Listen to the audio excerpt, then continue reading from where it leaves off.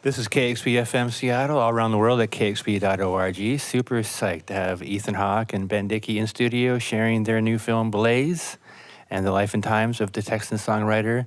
You're here for Seattle International Film Festival and all the festival circuit, I would imagine. Welcome to the show. Thanks for having us. Yeah, thank you Thrilled very to be much. here. Yeah. So, Ethan, you're talking about this probably every day with this festival tour, and the question is, who's Blaze Foley? Well, it's a great question because it's a reason to make the movie. You know, one of the things that always bugs me about music biopics is they're always about Ray Charles or Johnny Cash or somebody who made it big. And the subtext of that always is that the making it big is what made their life story worth telling. And the great mass of musicians that I've met and spent time with in my life have all been, you know, almost universally met with indifference. And that's kind of the more normal story in the arts. And I, in the back of my mind, thought I'd love to make a music movie about a guy who didn't make it. Like, that would be true to life. Like, I'd like to see that movie. And that intersected one night with, I've been friends with Mr. Dickey here for, I don't know, 15 years or so, and it was a couple New Year's Eves ago that we were sitting around the fire and Ben started playing Clay Pigeons, and the idea, I said out loud, you should play Blaze Foley in a movie. And Ben laughed, and I kind of, synapses in the back of my neck exploded. And I was like, I think I'm supposed to do that. And then it was funny because Ben's not an actor until now. Well, he is now. Yeah. Yeah. Ben, I got to say, you really nailed the part. I was appreciate super impressed. Thank you. And it wasn't until later that I realized that you were a musician first. And Right. now you're an actor with this really role of a lifetime, right? I would say that for sure. Yeah. I mean, And how did you get the balls, I guess, to say you wanted to do it? And then, Well- and then execute, and then research, and then... he helped me. He provided us with some balls, you know. The music part gave me, I was halfway into the bit, right? I could bring the music. That gave me a lot of confidence. Ethan having confidence in me that I could do it, because I didn't imagine that was something that I would do or would want to do or could do. But given an opportunity to represent someone like Blaze, and specifically Blaze, I knew that I would defend his music really well, better than I think anybody could. There are people who love him a lot, and I bet they would do a good job of defending his music. And that's what I wanted to do. The other part, I really relied on him, and I relied on Alia Shawkat and Josh and Charlie and all the other people who participated in it to help, and they did in a very generous way. Yeah, it was a great job, and I want to get into more of the motivation and all the people you sort of worked with to get the role down so well. But let's just get a song in. Do you want to do Clay Pigeons right now? Yeah, I'll do This that. is Ben Dickey doing the Blaze Foley song, Clay Pigeons.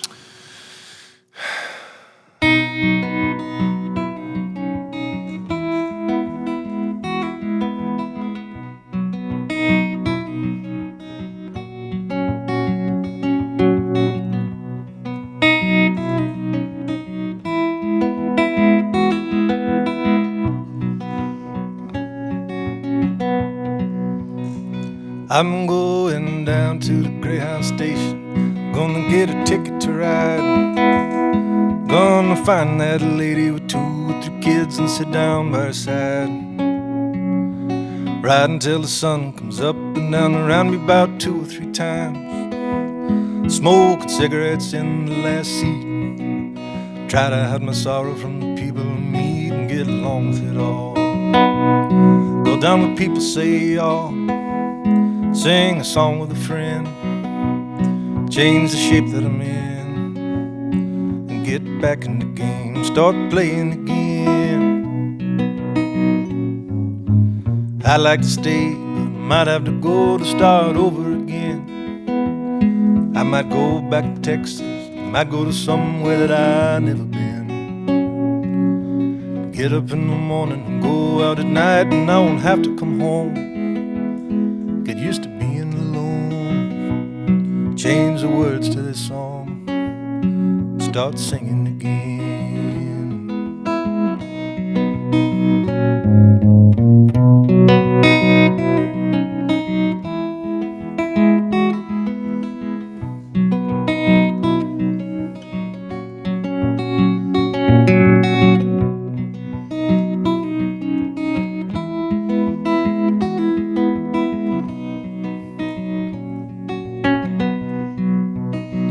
I'm tired of running around looking for answers to questions that I already know.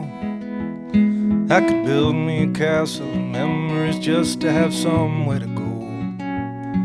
Count the days and nights that it takes to get back in the saddle again. Feed the pigeons some clay, turn the night into day, and start talking again when I know what to say. I'm going down to the Greyhound station, gonna get a ticket to ride. Gonna find that lady with 2 or 3 kids and sit down by her side. Ride until the sun comes up and down around me about 2 or 3 times. Smoking cigarettes in the last seat. Try to hide my sorrow from the people I meet and get along with it all. Go down what people say, y'all. Feed the pigeons some clay, turn the night into day, and start talking again when I know what to say.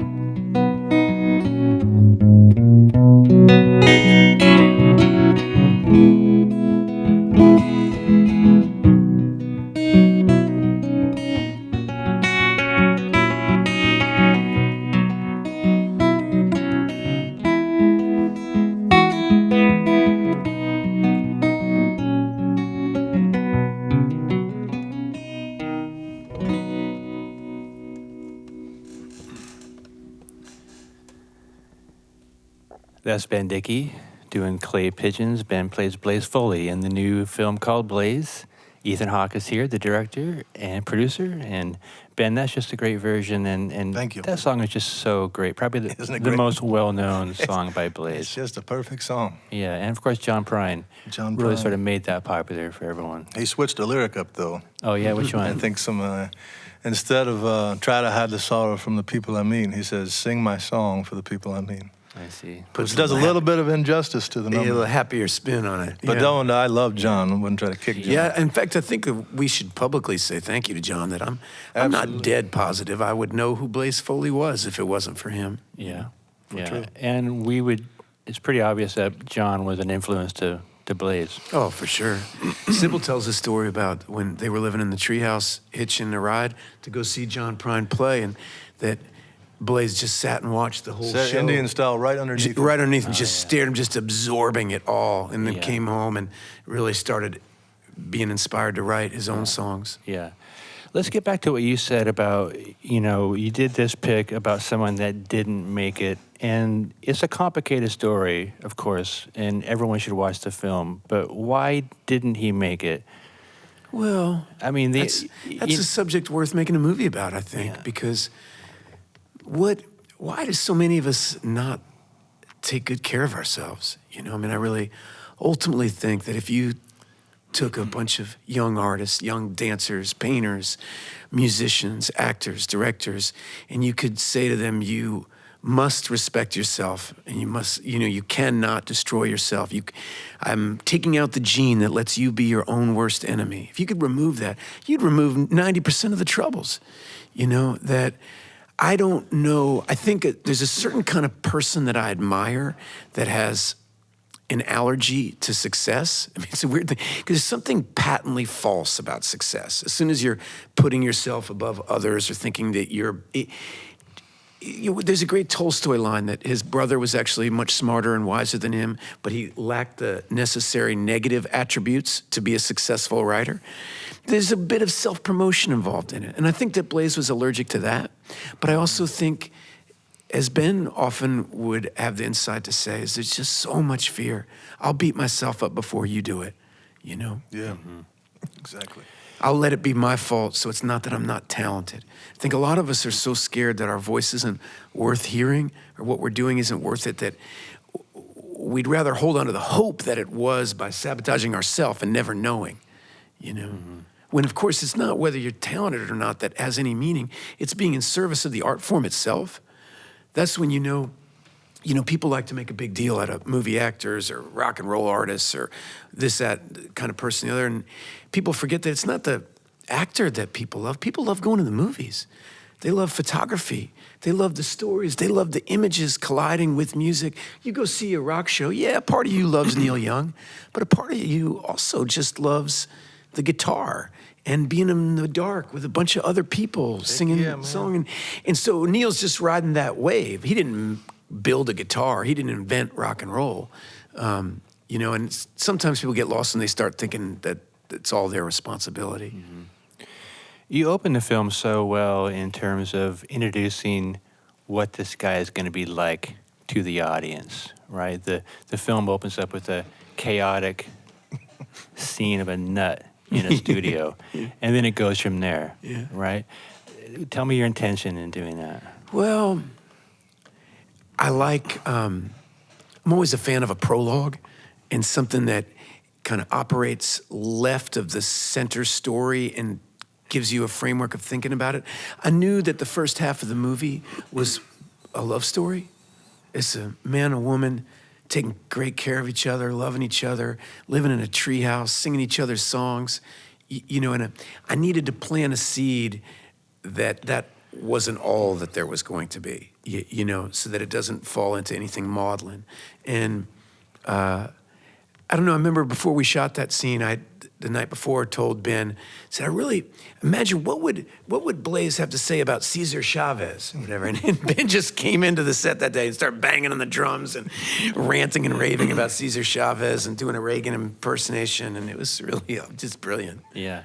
And then it goes into, like you said, that beautiful scene of sort of an early Blaze and his relationship with Sibyl Rosen, in which the movie is based on her book, Living in the Woods in a Tree, right?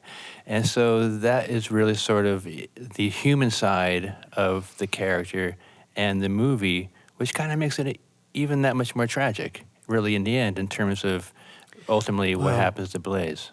Yeah, we're seeing not the drunk Blaze who's getting in a fight. That's not the heart of the man that the movie is putting its focus on.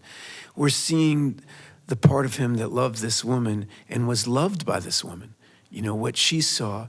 I have this kind of my own armchair theories about creativity and that where it comes from, where certain wells exist. And one of them is like that treehouse. It's a Whitman-esque, it's Walden Pond, it's love. It's the masculine and feminine working perfectly together, and that's that treehouse scenes. And then there's this other well that, damn it, I wish it wasn't true, but of narcissism and self-loathing and setting yourself on fire and pulling your hair out and hurting others. And there's a well there too. And it's one of the mysteries of, you know, to me, is that you can draw water from each of them, and the movie's kind of dealing with those two sides of Blaze, with those two different wells. Yeah. And Ben, you got to know Sibyl Rosen very well with the research, and you mentioned, I was reading that you really sort of credit her with sort of helping you get to Blaze, right? You were acting, but you're also sort of, in a way, sort of connecting through Sibyl 1,000%, yeah. to Blaze. His music got me close to him. That's all I was doing, was spending time with his music. For 2.5 months, that's all I did, was listen to his music, which was informative in its own way. And I looked forward to meeting the people that really knew him.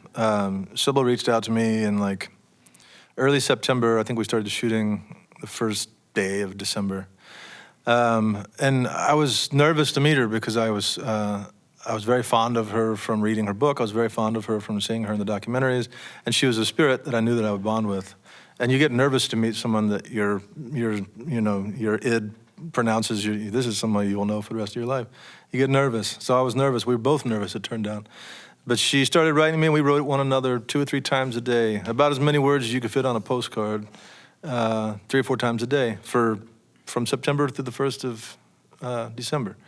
And her willingness to share her life with me and his stories, and her willingness to, be curious about me and where I come from and what I do, it gave me wild permission to not look back, to not, whatever decisions I was going to make, she gave me permission to make them, One thing I didn't want to do, I wanted to get his music bullseye right, but I didn't want to ape the way he talked. I wanted to get it close, but I didn't want to do an impersonation of him. And I struggled with that leading up to it, and I talked to Ethan about it, a couple of days before we shot. I was like, I'm really struggling with the voice, his talking voice, And we went back and forth for a little bit, and he said, talk to Sibyl. And I talked to Sibyl for like an hour, like 24 hours before we started. And she said, don't worry about it. Don't worry about it at all. And I said, well, a lot of what I'm doing is sitting talking to an audience, which in the end will be a movie audience, and they're going to go look him up. And he's got a sing-song, joyous cadence to the way he tells stories, But I just did my own version of something like that. And she did that. She gave me permission to do that. Which I think you totally nailed. I was going to bring that up in terms of sort of the phrasing of the talking voice. There's a rhythm to that, which I think really captured, because a lot of our favorite singers, especially those folk songwriter singers, they phrase. The phrasing, right, in their music, right? So you sort of got that in his talking voice. Yeah, well, musicians, the ones that I love anyways, I love listening to them talk too, because it's musical, Yeah. It's fun. Yeah. In the early scenes is when some of the sweetest Blaze songs are he wrote them in the treehouse. And one of those is that postcard song. Oh, yeah. Would you want to do that one? I'll do my best. I love that may song. flub the lyrics, but hey. Yeah, this is Ben Dickey, who plays Blaze Foley in the new film called Blaze.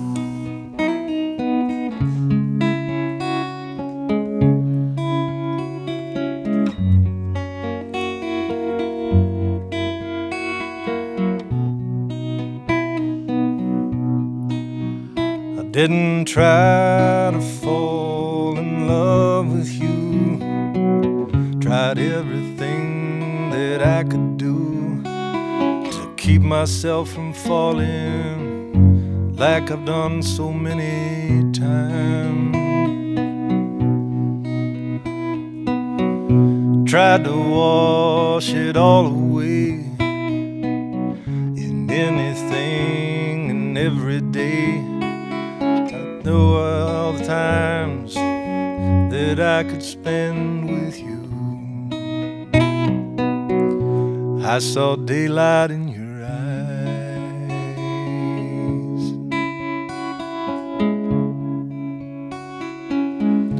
I saw daylight in your eyes. Wish I could, but I can't say. Tomorrow's still a day away. I always loved the times that I could spend with you. Who can know and who can tell? I've never seen a wishing well that held what it's supposed to hold, but who knows, maybe somewhere there might be. I saw daylight in your eyes.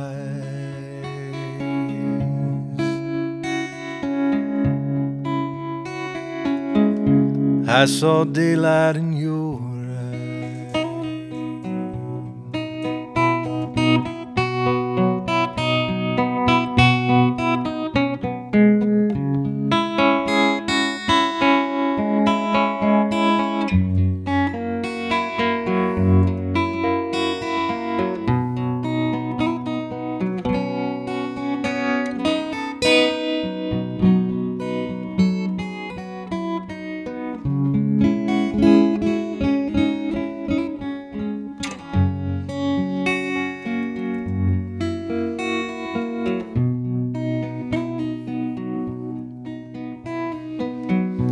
time will come and time will go.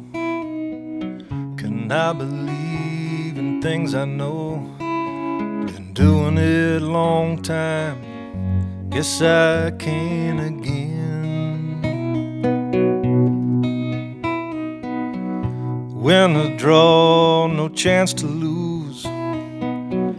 Picture your cards, can't picture you. But I can see you like you are when I just close my eyes.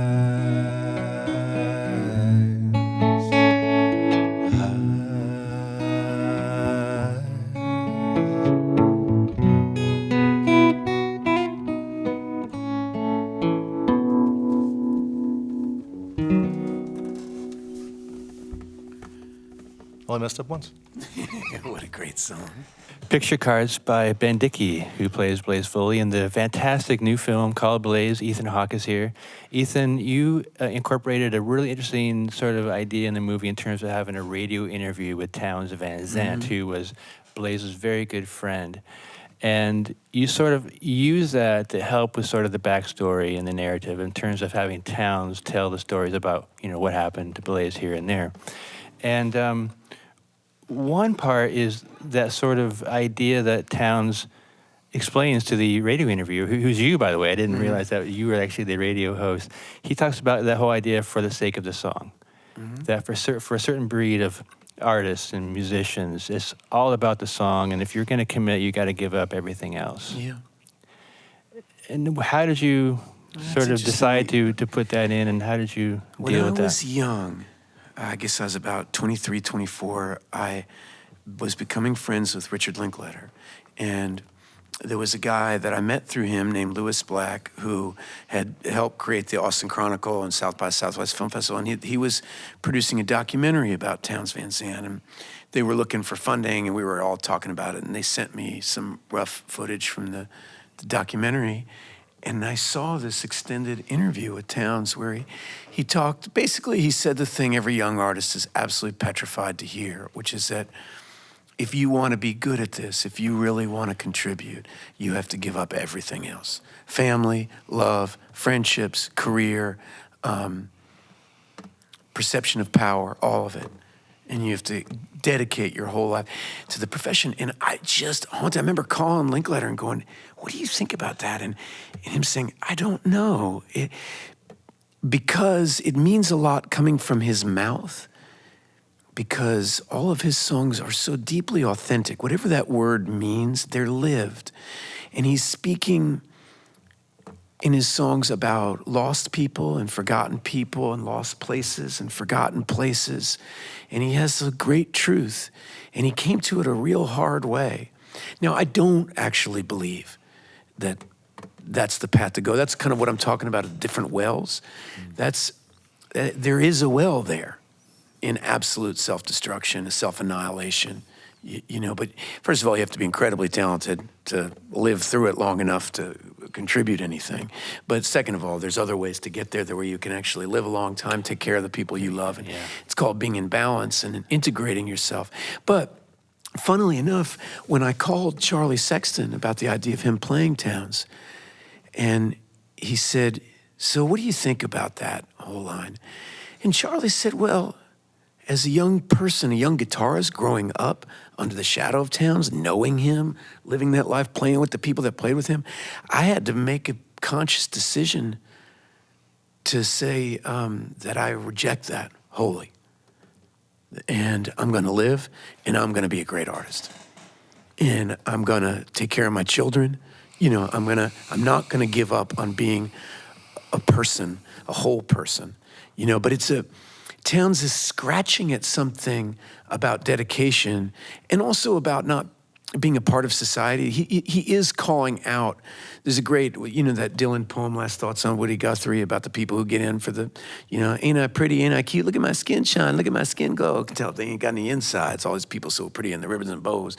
And he's saying that I'm not in it to get rich. I'm not in it to be important.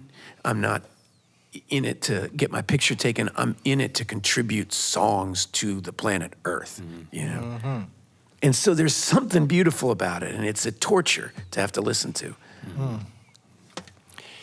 And you got Charlie Sexton to do the part, which that's a challenge, because I guess unlike Blaze, there's a lot of folks that have seen Townes Van Zandt. And Townes is kind of the unassailable poet laureate of the Southwest, for the last 50 years, to my mind. I mean, I always joke, I kind of call him the William Faulkner of country music. I mean, if you want the writing, just the pure and simple writing is on a whole other level, and so he's important to a lot of people that care about music. And I remember Charlie saying to me about you, Ben, he said, all right, well, you got to understand that if you screw this movie up, you're going to ruin my life.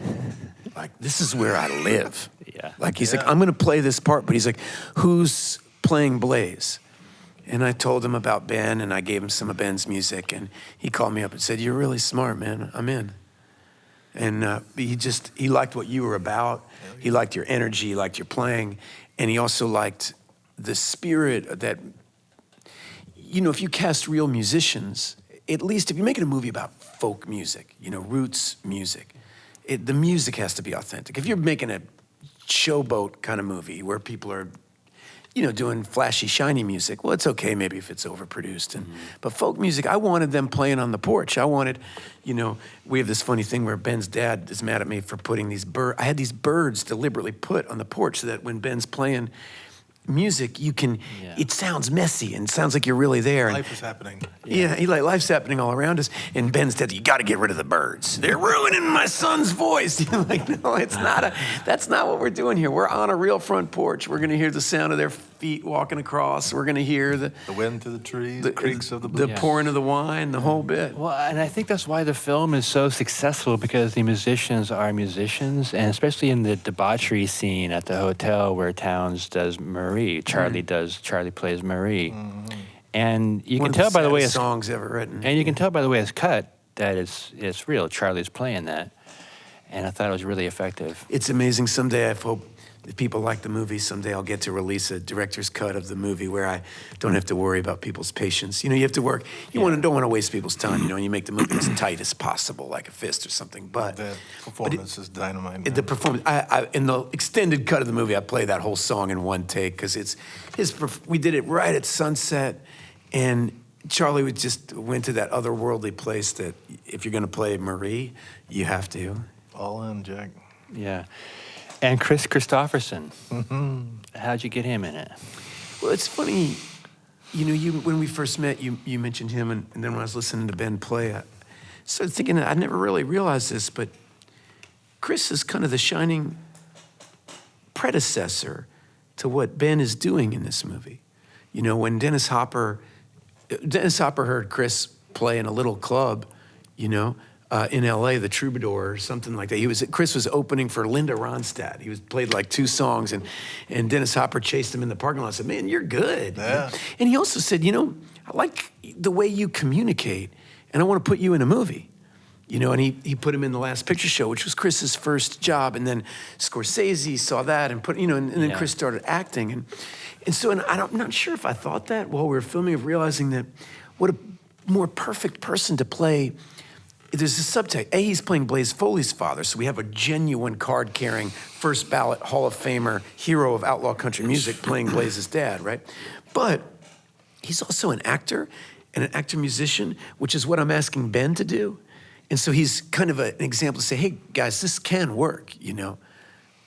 Proof of the pudding. Yeah, one of my favorite country music movies is Songwriters, that crazy movie with Chris and Willie, just because the music's so real. That's what I wanted. I wanted the energy around the music. You're like, oh, wait, those guys are really playing. And that's a song he wrote. And that's like, it has this whole meta level to it that I just love. Yeah. How'd you guys meet? Sweethearts. Our sweethearts grew up together. I heard a Super 8 motel in New Jersey. Yes, that's right, actually. That's right. Well, my wife was graduating college, and all her best friends, Beth is, you know, Ben's partner, and Beth and Ryan, my wife, have been best friends since the 2nd grade.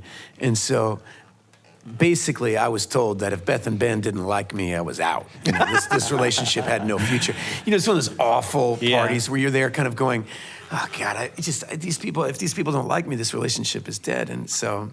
Who has a party at a Super 8 motel? Well, it was a graduation party. We were trying to pretend like we were teenagers again because Ryan, his sweetheart, was graduating. And it took her a long time to graduate from college. I was working as a line cook, and I literally, you know, I got there like 2:15 in the a.m. And I was a chef at the time. I was working as a line cook. And I got there, I was greasy, as you can imagine someone would be, and it was hot. And you guys had a whole day of graduation to-dos. And, you know, I was thrilled to meet somebody that loved Ryan because I was a big fan of Ryan. So I looked like a grease monster. I know, and I remember him, he was in the doorway of this Super 8 motel, and you started doing a Bill Clinton impersonation, and he had me in just stitches. And I was like, who the hell is this guy? Because I couldn't even see you. Right. You're just huge. You can't tell on radio, but Ben's a huge guy. And so he took up the whole door frame doing this Bill Clinton impersonation, and it's like, I didn't even know he was a musician. I didn't know anything about him. Yeah, you said that you could tell he was a great storyteller right there. Yeah, that's true. Yeah. And the jokes in the movie are pretty amazing. I grew up with all those jokes. Well, there's an You brought art. those jokes? Well, we shared them, but I brought most of them. Yeah. Ben brought them. It's kind of what I'm trying to say about the life of a raconteur, about who these people really are. And if you sit in rehearsal with Ben and Charlie, they sit and tell jokes all day long. And then I was reading something, I was like, Townes Van Zandt and Guy Clark would sit around and just tell jokes all day. And there's an art to telling a good joke. There is, yeah. And I love listening to Ben tell jokes. Yeah. And I thought it would be an important part of the character. That's one good thing about, many good things about Southerners is that they can drink better and they can tell better jokes. True that. Now, Ben, you grew up in Arkansas. I did. Or you were from there originally, like Yeah. Blaze Foley, and you spent time in Georgia, like Blaze Foley. Indeed. My father lives in Sandy Springs, Georgia. When I was a junior in high school, I moved there for about a half a year. Didn't take to it much. I really liked I grew up in a pretty righteous art community in Little Rock, Arkansas, and a DIY, punk rock. We put our own shows on, and it was very exciting, and I learned a lot from all these people. I was really lucky to grow up in a really progressive town in the middle of a very, very conservative state. But on paper, when I first learned more about Blaze, grew up in Arkansas, Georgia, Texas, all those connections, the amount of confluence that kept coming together with the story we were trying to tell and people from my life that actually had contact with Blaze, we kept getting more and more and more. My godparents knew some people that knew Blaze. One of my best friends growing up, she works for this fellow called Joe Bucher, was a good friend of Blaze's. He's Joe in Cheeseburgers, the song Joe, he can dance till his feet get sore. So they're good friends, and Joe's wife works with my friend Laura, and they sent pictures while we were making the film of Blaze, like in their house, hanging out, and they were like, just so you know, we know. And I was like, what in the world? Yeah. It was wild. There were quite a few connections like that with you in terms of this project. Yeah. It's really, really wild. Ethan has a guitar on his lap there as well, and you two talked about playing a song, and Ben, you wanted to play a particular song here. I think, you know what, listening to you play in here is so beautiful. I think you should play For Anything Less. Okay, Yeah. I'll play that. This is Ben Dickey. He plays Blaze Foley in the fantastic new film called Blaze, directed by Ethan Hawke.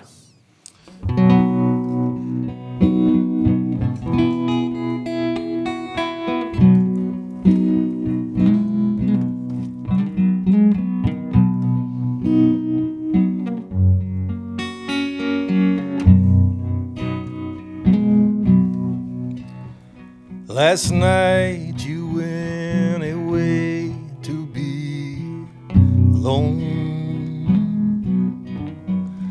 and I trembled, but I didn't shake too long. I know so many arms that are waiting just to hold you, but no one could want to hold you more than me.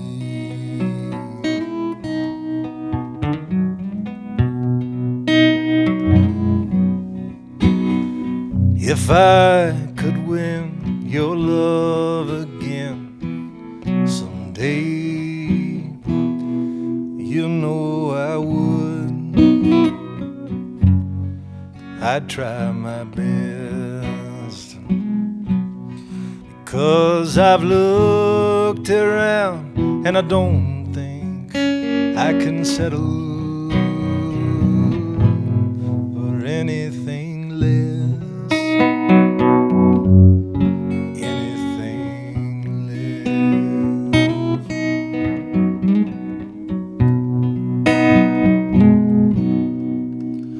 I was stranded down in New Orleans,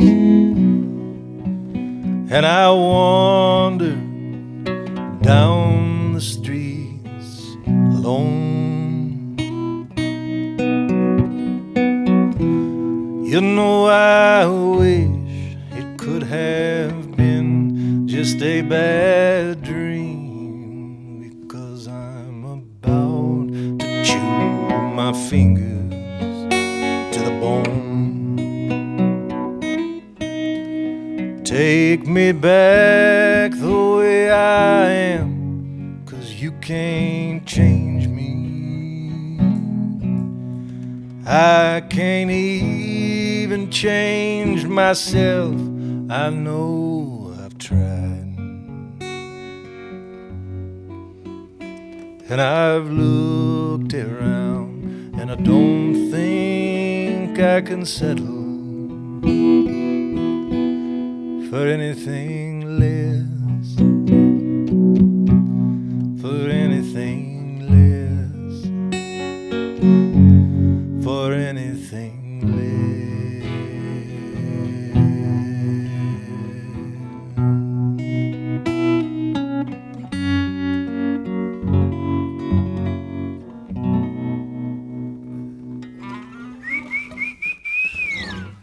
Nicely done. Right on. Beautiful.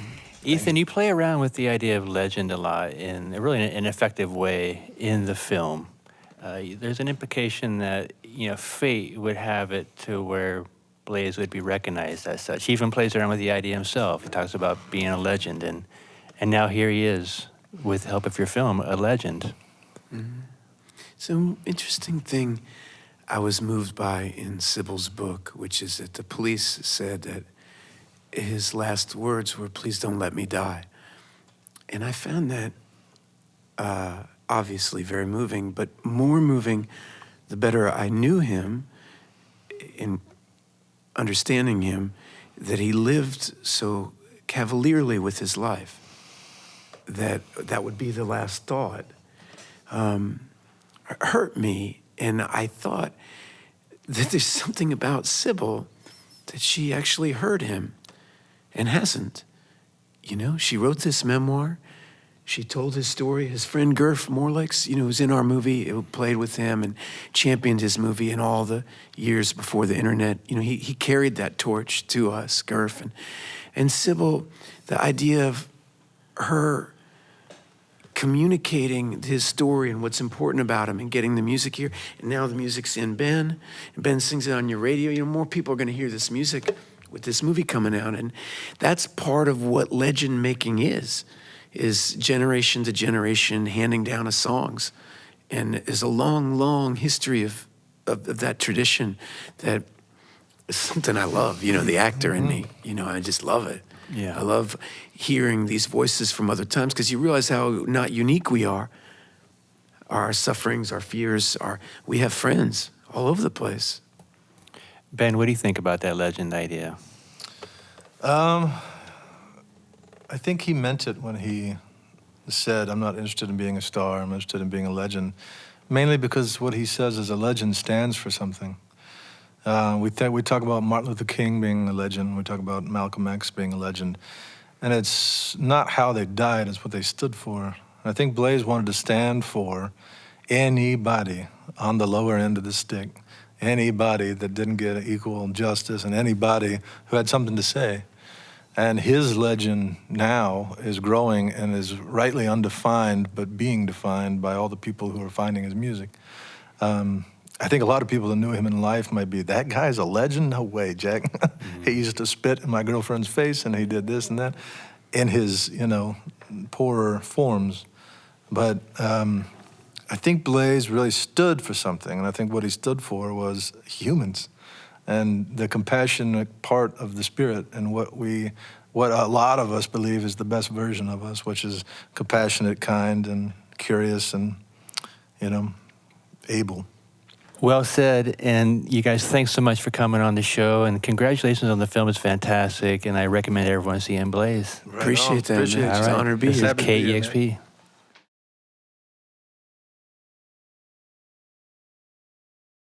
Discover great music at KEXP.org.